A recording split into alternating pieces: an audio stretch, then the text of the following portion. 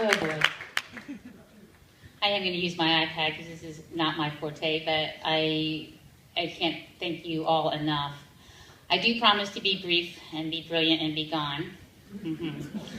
On behalf of the nurses, the administrative staff, and the board, we'd like to thank all of you for being here tonight.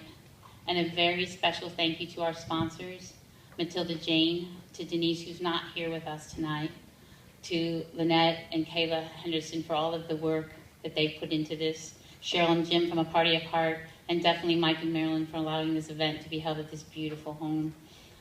Our center's mission is to be, not break the picture, is to be the most respected and trusted resource providing superior medical forensic care to women, children, and men who've been sexually assaulted. We achieve that mission every day, and that is the really easy part for me to talk to you about, because I cannot sit here before you as the chief nursing officer and one of the original founders of the center and sugarcoat the horrific truths about what we see and what's there, because the facts are staggering, and the facts don't lie. The FBI estimates 1 in 4 girls and 1 in 8 boys are sexually assaulted before their 18th birthday. 3 children are beaten and die every day in this country. Physical abuse is the leading cause of death for kids under 4. 1 victim of sexual assault every 45 seconds. And 45% of the women raped never tell anyone. Did you hear the numbers, though, that I just said? 1 in 4 of our girls, 1 in 8 of our boys.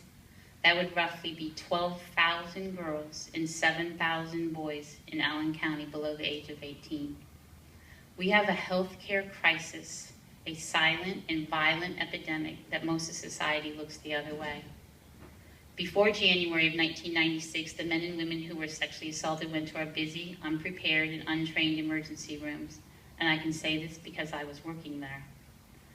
But 17 years ago, on January 29th, 1996, at 5 p.m., we opened our center. We were the first in Indiana, the first in the Midwest, and I will never forget that day. We had quit our jobs and spent 2 years preparing, and there were 3 of us sitting at Azteca.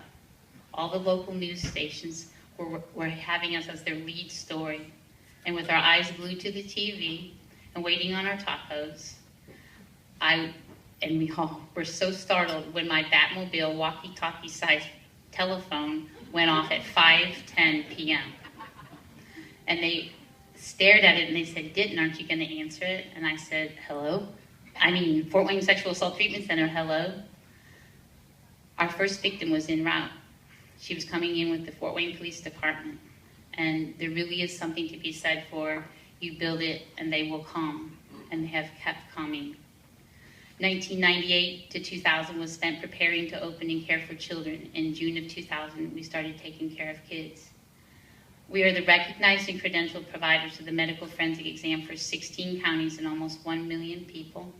We are responsible to explain the healthcare options to our patients, perform the medical forensic exam, treat the patients, collect the DNA, and testify in the court of law. And all of this is at no cost to our patient.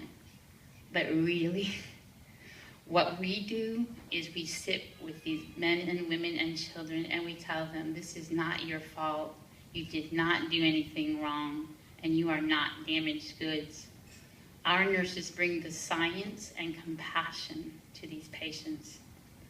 At our center, 9% of our patients have been male and 91% female. 54% are children, and of those children, 40% are 5 and younger. And child abuse is not a disease or a mistake or something a kid will just get over. It is not a cold, it is a crime. And we have seen firsthand the unspeakable horrors inflicted upon children who have bruising from head to toe and their tiny bones broken. We have seen children who have genital injuries so severe they have had to go to surgery. Our youngest to date was 37 days old when she went to surgery. We have seen children with gonorrhea, herpes, and HIV. A little 6-year-old girl who was abducted, molested, strangled, and buried alive and lived to tell.